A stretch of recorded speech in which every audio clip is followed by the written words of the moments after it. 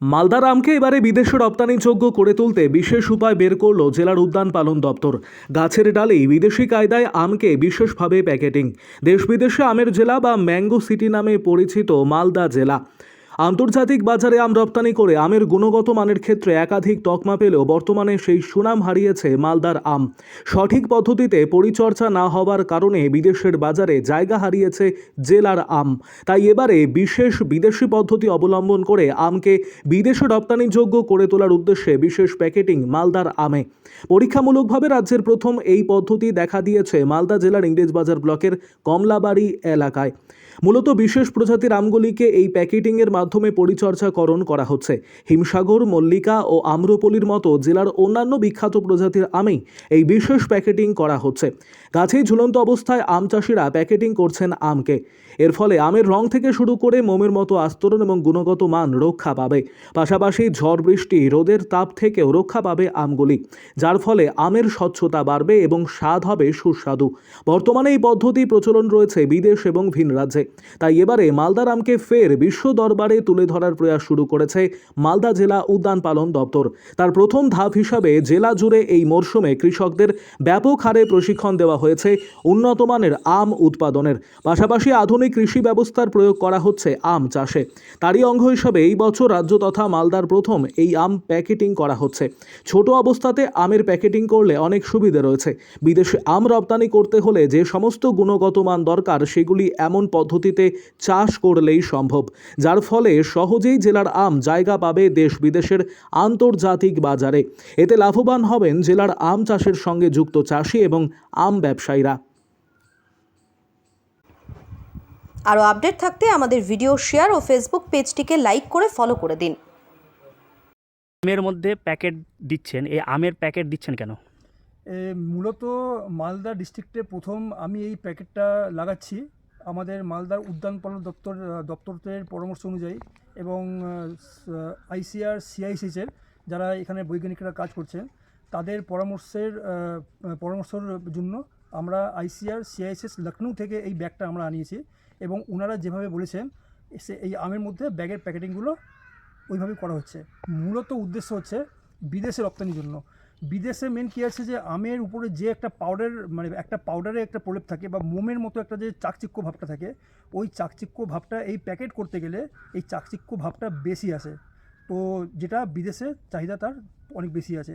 তো মূলত এই প্যাকেটিং করা হচ্ছে যে আমরা মালদা থেকে প্রথম এই সিজনে আমরা হিমসাগর, লক্ষণভোগ, ফজলি, মল্লিকা আমরা এখান থেকে এক্সপোর্ট করার চিন্তাভাবনা করছি। তাই জন্য এই সব প্যাকেটিং করা, যে বিদেশেও এই ধরনের আমাদের মালদা হিমসাগরের প্রচুর ডিমান্ড আছে, লক্ষণভোগের প্রচুর ডিমান্ড আছে, কিন্তু ক্রাইটেরিয়া কেউ মেনটেন করতে পারে না বলে মালদার আম বিদেশে যায় না। তো সেই জন্য মালদা উদ্যান পালন দপ্তর এবং আইসিআর সিআইএসএসের বৈজ্ঞানিকদের পরামর্শ অনুযায়ী আমি এবার প্যাকেটিং করা স্টার্ট করেছি পরীক্ষামূলকভাবে। অল্প প্রায় 5 থেকে 7 হাজার প্যাকেটিং আমরা করব। এটা যদি আমাদের সাকসেসফুল তো হবেই, এটা সাকসেসফুল হতে গেলে আমরা পরের বছর গোটা মালদা জুড়েই আমরা চেষ্টা করব যত বেশি বিদেশে রপ্তানি করা যায়। এই যে খরচ কীরকম? এটার প্যাকেটিং আমরা সরকারি জায়গা থেকে যেহেতু আমরা কিনেছি, তো প্যাকেটের আমাদের লখনৌ থেকে এসছে, তো এটা মোটামুটি 2 টাকা 60 পয়সার ক্যারিং নিয়ে 2 টাকা 60 পয়সার মতো আমাদের ঘরে এসে পড়েছে। আর এটা এরপরে সরকার সাবসিডিরও চিন্তাভাবনা করছে। এখন পর্যন্ত সাবসিডি শুধু ইউপি সরকারকে মানে ইউপি সরকারই সাবসিডি দিচ্ছে, আমাদের পশ্চিমবঙ্গে দিচ্ছে না। কি মনে করছেন এতে করে আমের মানে গুণগত মান ভালো থাকবে? প্রচুর গুণগত মান ভালো থাকবে। এটা যেটা আমরা প্যাকেটিং করলাম এটাতে বৃষ্টির জল লাগবে না, বাইরের পোকামাকড় বা বাইরের অন্য কোনো জিনিসের এখানে অ্যাটাক করবে না, আর কালারটাও খুব ভালো আসবে। তো গুণগত মান অবশ্যই ভালো হবে। আপনার নাম? প্রসূন চিতলাঙ্গিয়া। মরশুমের প্রথম থেকেই আপনারা উদ্যোগ নিয়েছিলেন এবার বিদেশে আম পাঠানোর একটা সৎ পরিকল্পনা, তো এই মুহূর্তে এই পরিকল্পনাটাকে বাস্তবায়িত করতে আপনারা কৃষকদের প্রশিক্ষণ দিয়েছেন। বর্তমানে কি পরিস্থিতি? বিদেশে কি এবার আম যাবে আমাদের মালদার? হ্যাঁ, বিদেশে আম পাঠানোর জন্য আমরা প্রাথমিক পর্যায়ে ট্রেনিং প্রোগ্রামগুলো অলরেডি আমরা করতে পেরেছি। এখন আম অনেকটাই ম্যাচুরিটির দিকে আসছে। কিছুদিন আগে আমরা ওই ব্যাগিং সিস্টেমটা চালু করতে পেরেছি, যেটা মালদা জেলাতে অতীতে আমরা করিনি। কিন্তু ব্যাগিং যদি করা হয় তাহলে কি হয়, আমের যে কোয়ালিটিটা মানে কালার বলুন, কোনো স্পট থাকবে না, এবং কোনো পোকামাকড়ে ড্যামেজ করতে পারবে না, সেই জিনিসটা হবে। তো এখন কিছু কিছু গ্রোয়ার্স এবং যারা এক্সপোর্ট করার জন্য এগিয়ে আসতে চাইছে সেরকম কিছু ক্যান্ডিডেটকে আমরা তৈরি করতে পেরেছি, যাতে করে আমরা বিদেশে এই বছর আমরা আম পাঠাতে পারি। এবং এই ব্যাগিংয়ের বিষয়টা একটু আপনাদের বলি যে প্রথমত আমরা আমাদের এই এলাকাতে আমরা ব্যাগিংটা চালু করিনি, প্রথমে গ্রহণও করছিল না, কিন্তু যখন আমরা এটা অ্যাওয়ারনেস ক্যাম্পের মাধ্যমে প্রচার করলাম যে ব্যাগিং করলে কি কি বেনিফিট আছে এবং বিদেশে যদি আমরা আম পাঠাতে চাই এবং তার জন্য প্রাইস যদি বেশি পেতে চাই তাহলে এই ব্যাগিংটা করতে হয়। এর সুবিধা কি আছে?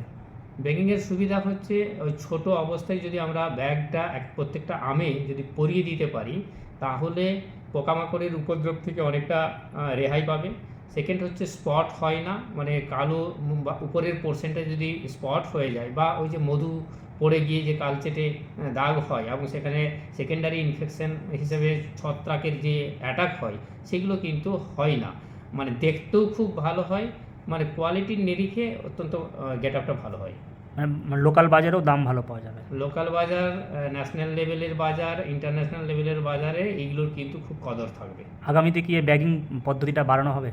হ্যাঁ, ব্যাগিং পদ্ধতিটা অ্যাকচুয়ালি আম্রপালি, মল্লিকা এই যে প্রজাতিগুলো এগুলোর ক্ষেত্রে ইজি হবে, কারণ এই গাছগুলো খুব একটা বড় হয় না, কিন্তু ল্যাংড়া, হিমসাগর, ফজলি এই গাছগুলো অনেকটা বড় হয়, সুতরাং সেখানে ব্যাগিং একটু কষ্টসাধ্য হয়, কিন্তু যদি করতে পারা যায় যতটা সম্ভব তাহলে কি হবে, কোয়ালিটিটা অনেক বেটার হবে এবং প্রাইসটা বেশি হবে বাজারে।